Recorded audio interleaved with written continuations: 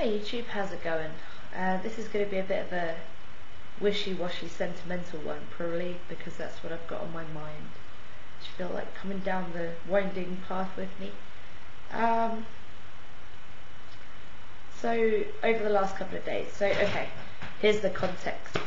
I split up with the guy that I moved to America. Well, I went to America, got with the guy, split up with him, and now I'm back. And my instinct is to become kind of a bit depressed because the weather's not very good here, and I've got seasonal affective disorder, and I didn't want to leave, and I didn't want the relationship to be over. And now that I'm back, I've got my mum, I'm living with my mum again, and I've got my mum on my case, about getting a job and getting prepared for uni, both of which are things that I'm interested in doing myself, but still, someone else breathing down my neck about doing it. So my instinct is to become kind of completely downtrodden and depressed, which is what I always do, but I'm really trying. She says, sipping from her rum and coke. Sailor Jerry's rum is so good. I'm really trying to be more positive than that, and not just by drinking alcohol. I'm rewarding myself because I'll get to that. I'm trying to be really positive, and it's a new thing to me to try and I kind of learnt this approach from ex-boyfriends, because whenever I've only ever had relationships with men, and whenever a relationship comes to an end with a man, it seems like they bounce back really fast, and they kind of throw themselves into something like work or uni, or throw themselves out socializing or that kind of stuff, and that seems like completely against my nature. My nature is to kind of crawl into a corner and curl up and want to die for a while because my relationship's over and yada yada yada. But this time I kind of went out searching into the world on schools of thought on this, and there are kind of two schools of thought on how to break up with someone, how to get over the end of a relationship. And on the one hand, you've got people advising you to take all the time you need, eat ice cream, watch girly films, weep, cry, and on the other hand, learn the lessons and all of that. On the other hand, you've got the kind of diva type that are forget that guy, get rid of all of the stuff, just do stuff that makes you feel good about yourself. That's kind of the school of thought that I'm trying this time, even though the other kind of more emo school of thought has always come more naturally to me. So I'm trying to, I've got a few things I need to do, but I'm trying to reach out to people, whatever meager connection I may have made with people before I went away to America. I'm trying to rekindle, because that's how you meet people, isn't it? Through people. And trying to give up weed and stuff. I've been staying really busy, and I've been tidying my room for the last couple of days, and now that's complete finally. And I found it quite an emotional experience actually, tidying my room, because before I left for America I kind of had my head in the sand regarding all of these problems I had, and I was trying to get away and run away to America. And now that I come back, I've got this kind of perfectly preserved picture of what my life was 6 months ago to sort through.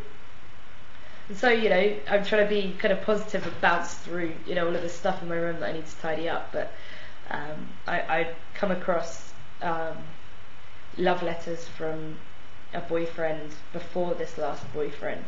If you've been subscribed to me for long enough, God bless you if you have been. Jesus, flying spaghetti wants to bless you. If you've been subscribed for that long, but you might remember me way back when splitting up with the first boyfriend.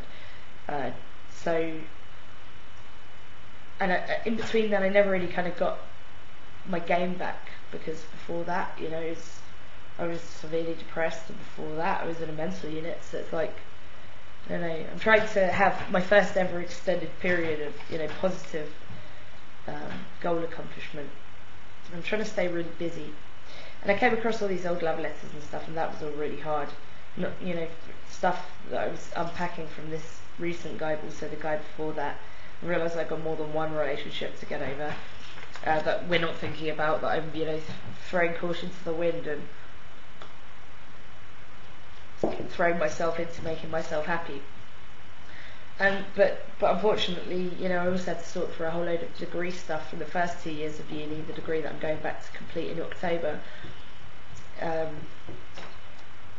where I've just clearly kind of not performed to my own expectations and not applied myself. So yeah, I wasn't only confronting these failed relationships, but this failed degree, and yet still I'm trying to persevere through with that positive thought.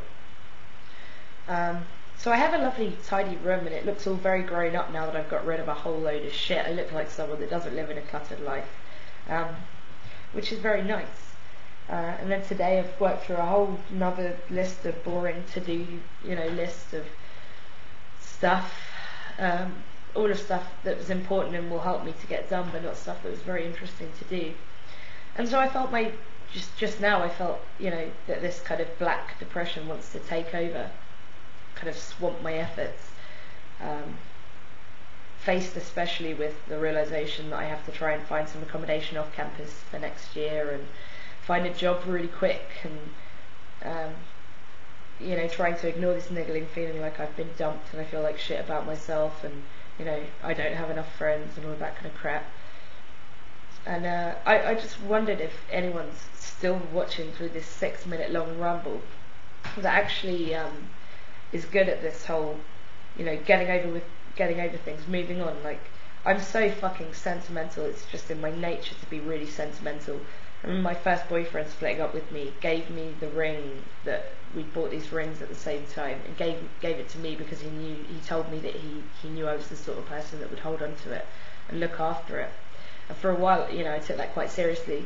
The same guy was really badly abused as a child, and I came across some childhood pictures of him that I don't really want to meet up with him, but I also feel like I can't throw the pictures away because he doesn't have any pictures of himself as a child because he had this horrible abuse-filled childhood. And I feel like almost, I think I almost remember trying to give him back these pictures and him saying, I don't want them, if you'd keep them, I wouldn't. And I felt like I was almost responsible for keeping some kind of memory of his childhood alive, and I wonder what that is in me, this kind of sentimental thing that I find it so hard to let go of these objects that remind me of these times. Like, I find it so hard to let go of past relationships, and so hard to after cleaning my room for 2 days, I felt like, kind of metaphorically, really dirty. I felt like no matter how many showers I'd have, I had all these, it felt like these furies, these like depression furies wanted to pull me down, and I was trying to fight them off and hold up as many as possible at once, because there were just so many things from so many angles that wanted to bring me down, and yet still I'm trying to persevere with this, positive thought that, that there's something positive in recognising that your life has completely gone to shit, because it means you're taking stock and working out how you can go from here.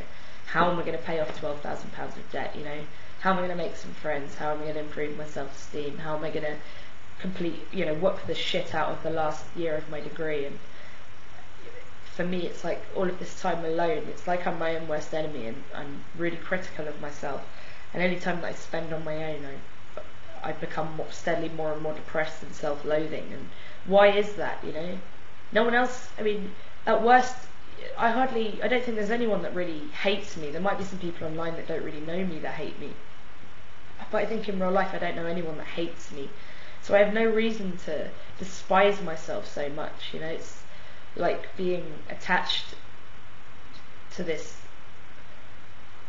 Siamese twin that, keeps telling you that you're worthless. Anyway, yeah, the main point, wow, 8 minutes, okay, I'm so done. I'm rolling myself another spliff so I can shut up. The main point of this video, to anyone that, thank you, watched for this long, is, are you one of these people that is of the kind of, stay positive and keep busy approach?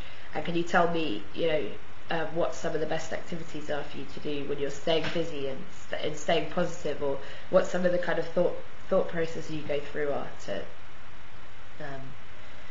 how do you talk yourself through staying positive? And I hope everyone's well, and yeah. So I'd better find myself another 5 tasks to do this evening. The good thing about having a completely fucked up life and needing to stay busy to not get depressed is that there's certainly no shortage of things that I can be doing to, improve my life. And it's just feeling like I'm worth doing that. Wow, this is the rambliest video of all time. Sorry guys, I hope you're all well. Have a good one. Bye.